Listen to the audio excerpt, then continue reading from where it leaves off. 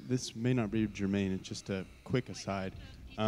One thing that she said that I thought was missed is the idea that there's already a burden of taxes. And one thing that I just wanted to say to assuage your concerns is that you really have to think of it as a shift away from taxes on production to land values. So if you have a revenue neutral shift, then really the people with the highest land values and own the greatest surface areas will foot the bill, if you will. So I just thought I would mention that. But my question for Dave is that I saw the list of proponents of the land value tax idea. I saw names like Adam Smith and others that would be considered, I think in most people's mind as more free market economists. And then I also saw Karl Marx. And I think whenever you mention Karl Marx, at least in an American political context, it brings up a lot of strong emotions because of the fight between the Soviets and the United States. And I know your position, but I think as Georgists, we see labor and workers and capitalists as really being naturally teammates in producing wealth. And so I was just hoping that you would sort of elaborate on your views on how labor and capital further each other, and how it's not this diametric fight if you consider land a factor of production and you consider it as part of the commons. It need not be this capitalist versus communists, and so maybe you could expand upon that. Thanks. Thank you, Jacob. I should have known that you would be the one that would ask the most awkward questions. Let me introduce Jacob. He's a brilliant cartoonist on YouTube, and he tries to explain these ideas to a younger generation in a way that is, they tend not to read Fred's books and the other books that get written by Georges, but they do watch the cartoons. I agree with the point you made about footing the bill. Perhaps I didn't explain it enough, that I was talking about a transfer of taxation away from taxes on wages, away from taxes on trade and investment, and towards taxes on sterile land speculation. Karl Marx. Well, I'm a unique animal. I'm a Georgist, Henry George, in as much that I agree with his economic statements. I don't agree with his religious statements.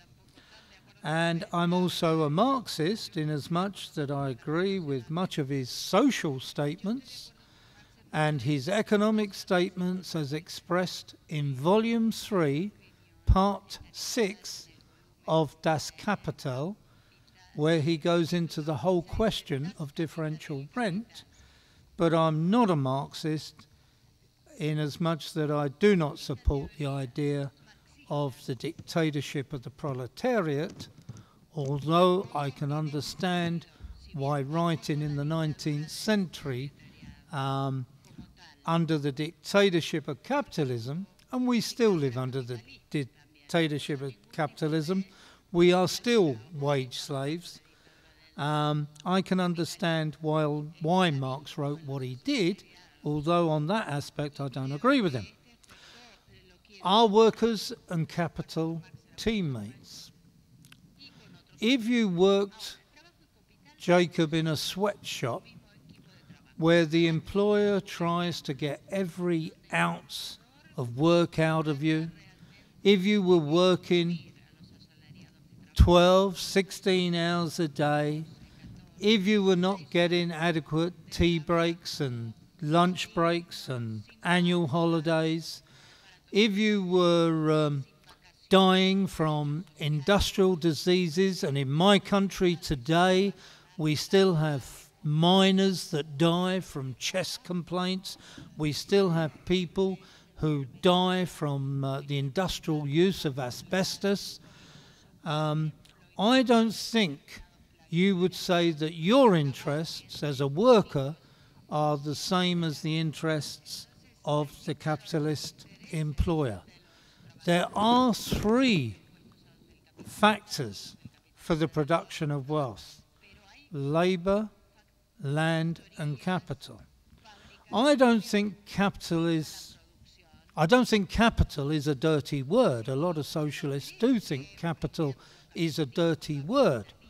I think it's purely a technical expression for tools and machinery and saved labour which is being used to produce more wealth, or which is wealth in the process of production.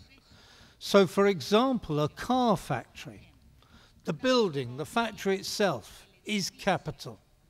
The computers, the machinery inside is capital. The carpenter's tools when he makes the dashboard, the engineer's tools, they are capital.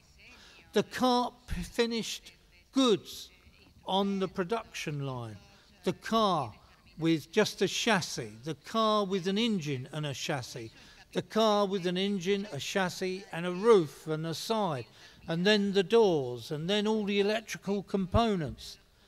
That is all capital until that car reaches the showroom, and then it is still capital.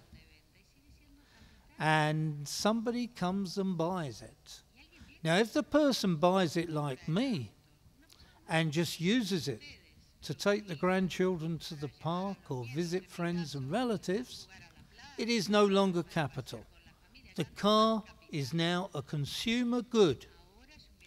But if I'm a plumber or an electrician or any other tradesperson that buys that car because it's an estate car and it's got a big boot at the back and I can put all my tools, I can put my materials on a roof rack on the roof of the car, it is still capital because I am now using it in order to produce more wealth. Well, capital can't be a dirty word. If I save my wages and I invest in that car so that I can be a plumber or an electrician, I'm three things. I'm a worker because I use my labour to produce wealth. I'm a rentier because I have a base from which I operate from. And I'm also a capitalist because I own the car and I own the tools and I own the materials that I use. So even being a capitalist is not a dirty word. But Adam Smith did warn us about businessmen. Adam Smith said when 3 or more business people join a club, it might be a golf club, it might be a drinking club, it might be a dart club, whatever. When they socialise together, it won't be long before they start conniving together to fix the free market to their personal advantage. I am against capitalists that do that. I am against the capitalism that fosters that. I agree with Adam Smith. And I think one of the biggest cartels is the ownership of land.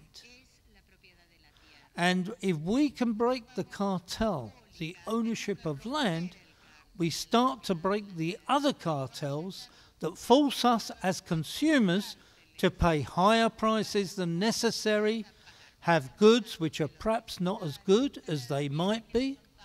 For example, if somebody invented a lifelong light bulb, we're told that a light bulb manufacturer would buy it and it would never get produced because they want us to buy goods and services that break down over time so we buy more.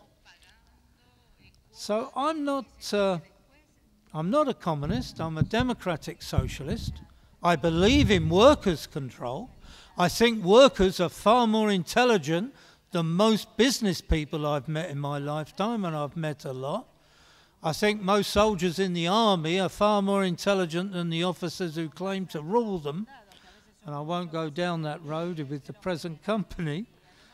But I believe that we can work, worker and the owner of capital together, but I think it will only materialise when we create a harmonious society in which all natural wealth, and I've spoken about land.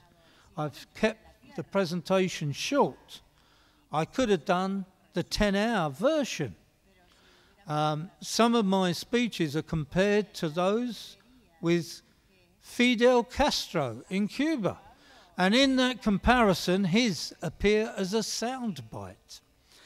But what I haven't mentioned is landing slots at airports. An aeroplane comes into land at a runway, at an airport, a busy airport. It needs a landing slot, permission to operate a certain space at a certain time. 10 minutes from the runway, 10,000 feet. 10 seconds from the runway, 10 feet high. 1 second from the runway, it then lands. Who invented time and space? Was it airlines?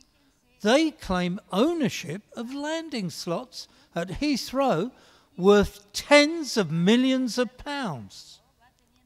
And they buy and sell them amongst each other. Shouldn't be. They should rent them. Give them a lease, maybe a 5-year or 10-year lease, and let them lease those landing slots in competition with each other, and the revenue come to everybody, because none of us can claim ownership of time and space. Similarly, our mobile phones. Our mobile phones need the spectrum. We see the spectrum when we see the colour blue or the colour red, but it's much wider than that, the spectrum. And mobile phone technology needs access to the spectrum. My government, my Labour government, back in the early 2000s, well, 1999, was asked by the mobile phone operators, we need more of the spectrum for 3G operation of our mobile phones. We can have videos, we can have